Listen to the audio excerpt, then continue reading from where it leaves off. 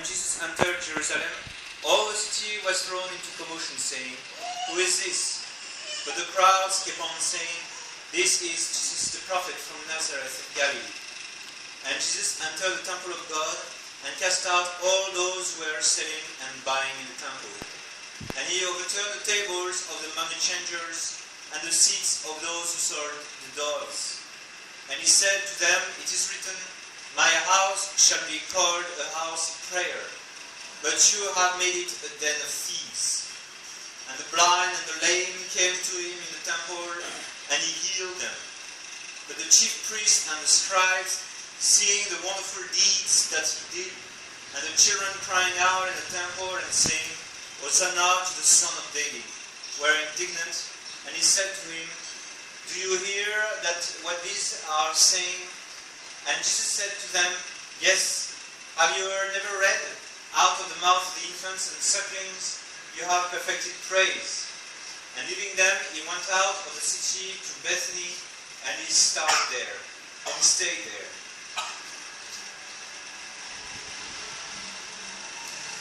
Father, the Son, and Holy Ghost, amen. My dear faithful, don't worry, that was to be expected. That, not many people show up the second time we come.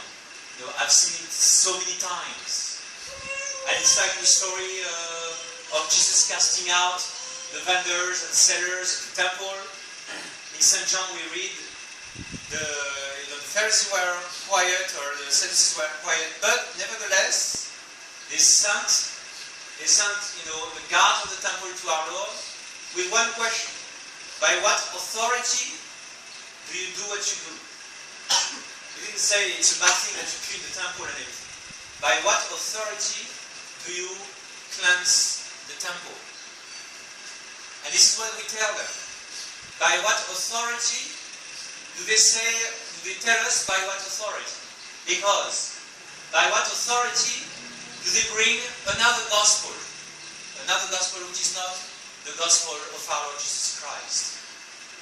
I don't have the permission to give you another gospel, another religion, than the religion that was transmitted all the way down the centuries. I got no permission of that, because St. Paul says, if anyone comes to you with another gospel, a different gospel, let him be anathema. He has no authority. Even if it is I, St. Paul, if I come back to you with another gospel, I don't have the authority. If it is an angel of God that comes with another gospel, he hasn't got the authority. If it's somebody who looks exactly like Jesus Christ, he's got no glasses, he's got long hair, he's got a beard, and he comes with another gospel, same thing. He's a crook. This is what I have the authority for. I have only the authority to preach the same gospel as ever before. Now in the past, authority was a guarantee that it was the same gospel, but now authorities are telling us, no, the times have changed. The world have changed. We must adapt to the world. That's the way the authorities are talking today. Because Archbishop Lefebvre wants to see them. He says, how come you are teaching something which is different from the other popes, your predecessors? And they always got the same answer, is that the times have changed. The circumstances have changed. And so when an authority is following the time, instead of being above the time, then it is misleading. So I don't have the authority. Yes, but I don't have the authority to give you anything else than what I have received. That's the catch. And it's very difficult, because authority is necessary. Like this little kid, during the rosary, he was going there, and without any authority from his bigger sister, and no authority whatsoever from his mommy, who is intervening all the time, he went to the door. He had no authority, and he must obey his mommy. And that's the way we raise children. That's the way human nature works. And it's normal. We have to uphold the principle of authority. Authority is necessary for us, and there will be authority amongst us. There is authority amongst us, there is a chain of command. And so you have the illustration that those girls, if they want to be good girls, they must obey mommy. And so we tell them to obey mommy, and we're going to be disobedient ourselves? No way. But notice that everybody has to obey to God. And there are commandments of God. And so we cannot break the first commandment of God. We cannot say that all religions are true, as the new religion is saying, because it is breaking the first commandment of God. So we do not have the permission of God to break this commandment. We do not have the permission of God to worship like the Protestants. And so they call us rebel and disobedience, but there is nothing else we can do. And that's why they always call Archbishop Lefebvre the obedient rebel. The obedient rebel. Because he always told us it's the master strike of Satan to make us disobey God out of obedience. It's the master strike of Satan. And now we see, it's even within the Society of St. Pius X, whom the local diocese says they don't have the authority to go and say the Mass in Mandawe. Now in Mandawe, they are telling us, you do not have the authority to say the Mass across the street, or in the hall across the church, or in the house of Lola Bertin, or in the house of Lola Leslie, Auntie Leslie. And then if I go to another house, they will still say, you don't have the authority. Even if themselves, they say, they are being told by the diocese, you don't have the authority to say the Mass in Danao. And so it's the same game which is happening again. The same game. And so what you have to find out is the level of commandments. Commandments, in matters that concern, the opening of the gate here and everything. Mommy has full authority, and she must be obeyed. There are higher commandments to which even authorities have to submit themselves. The popes said in Vatican I, we do not have the authority to invent new things. He says, I, as a Pope, Pius IX, I don't have the authority to say anything different from my predecessors. I don't have this authority. And when I define a new dogma, it is nothing new. It was already believed. I'm simply expliciting what was already believed by the Catholic Church. But as a Pope, I don't have the authority to change anything in the important matters of the faith. So when the Pope is saying that the Pope hasn't got the authority to change the religion, then we must listen to the Pope. We must listen to the voice of all the popes. Because otherwise, if you allow the popes to teach something different from what their predecessors taught before, then what they teach today should not be believed. Why? Because tomorrow it's going to change again. And we are not bringing you our personal thoughts. We are not bringing you something because it's one of the big corporations in matters of religions, that it's a big company in the matter of religion, and therefore it's creditable like whatever, the Goodyear tires, the Michelin tires that you can rely upon. No. We are not like a brand of religion, no. There is only one true religion, and it would not be the true religion if its message would be intouchable.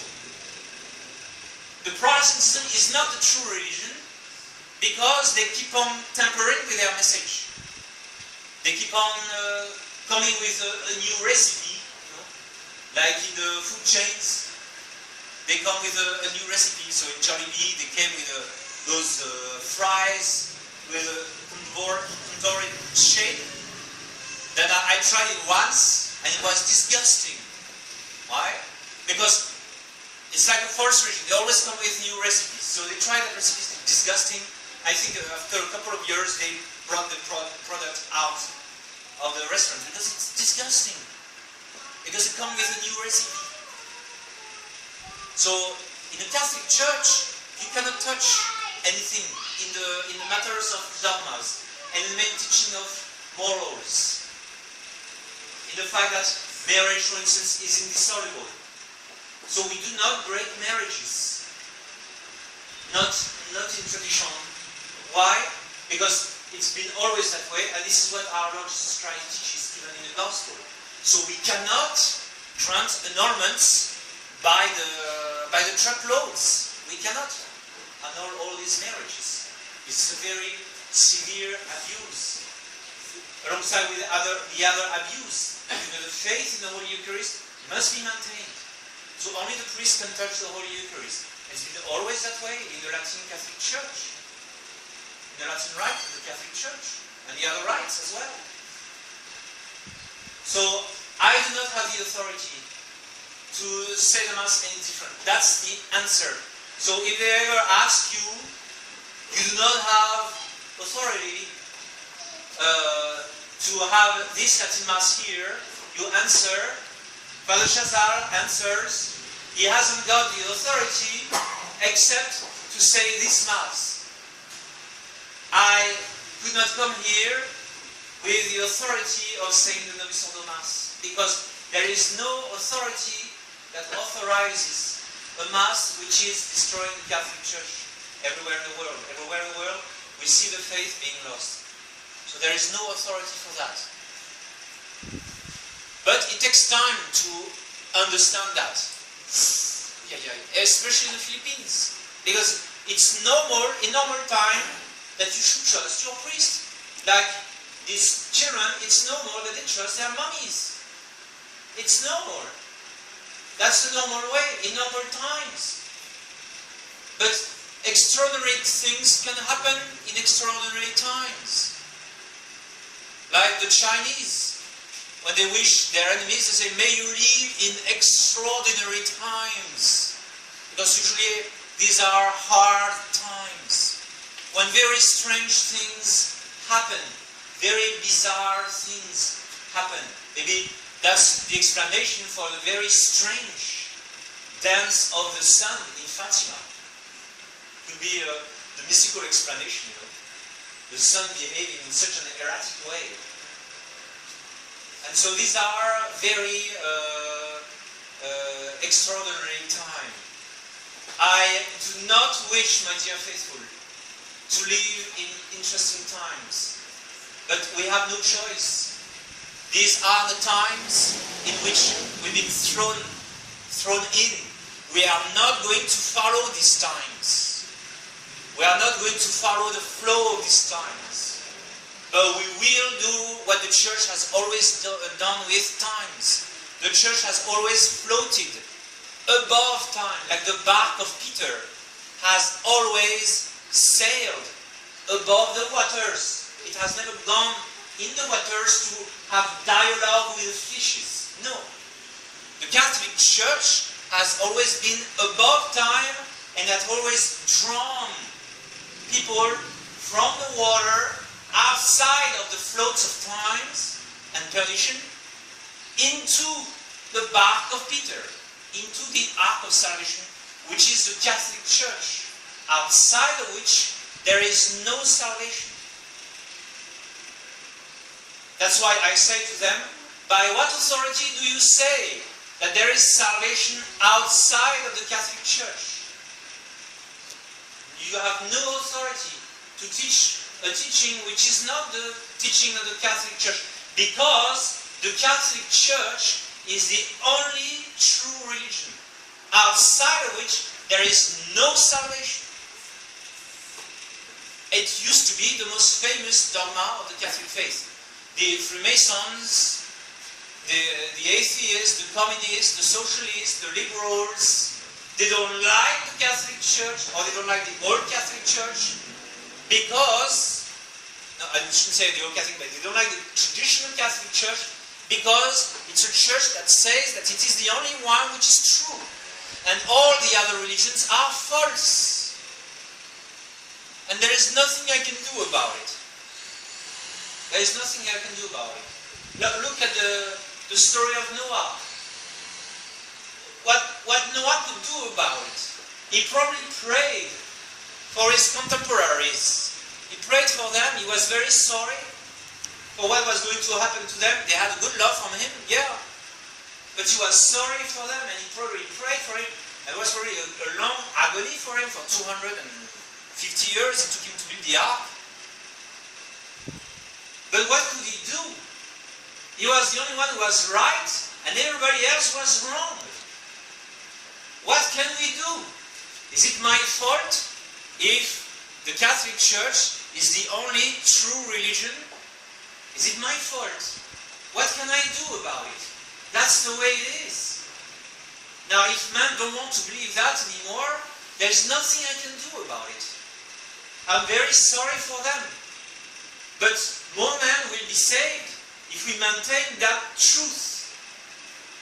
This is what has brought so many of our ancestors into the bosom of the Catholic Church, because if the Spaniards and Portuguese and French and whoever was still Catholic in Europe, 500 years ago, if they did not believe in that truth, that there is only one true religion, they would have never come to the Philippines to bring you the Santo Niño in Cebu and convert in a flash all of you.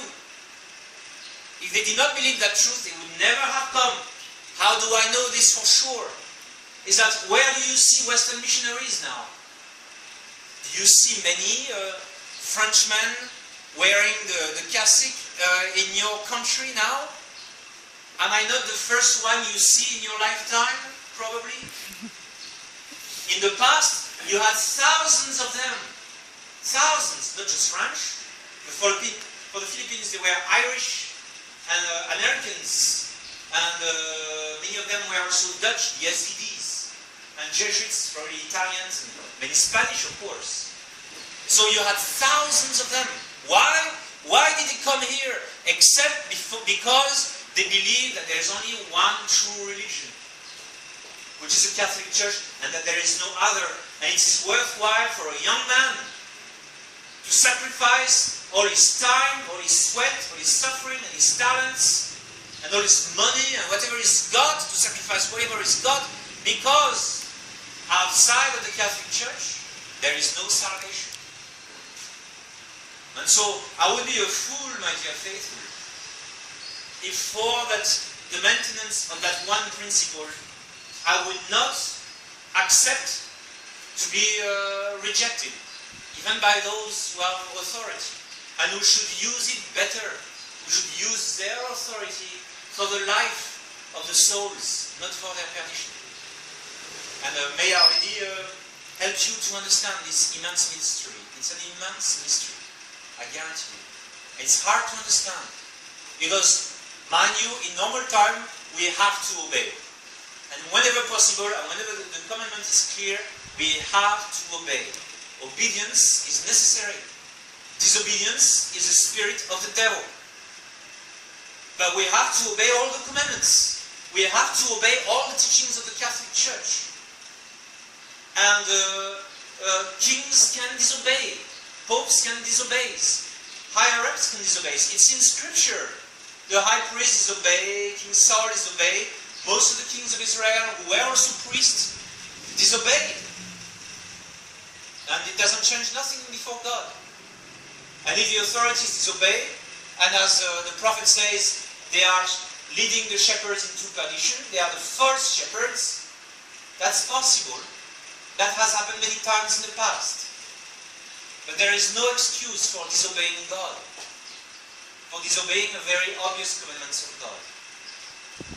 And so, Our Lady, with all humility, may she give us the grace to accept, to be called rebellious, rebels, disobedience, schismatics, all kinds of names, proud, Jansenists, Donatists. May she grant us the grace to accept to be called with all the names of birds for the sake of true obedience. True obedience, which is the grace of grace in these troubled times. In the name of the Father, and the Son, and the Holy Ghost.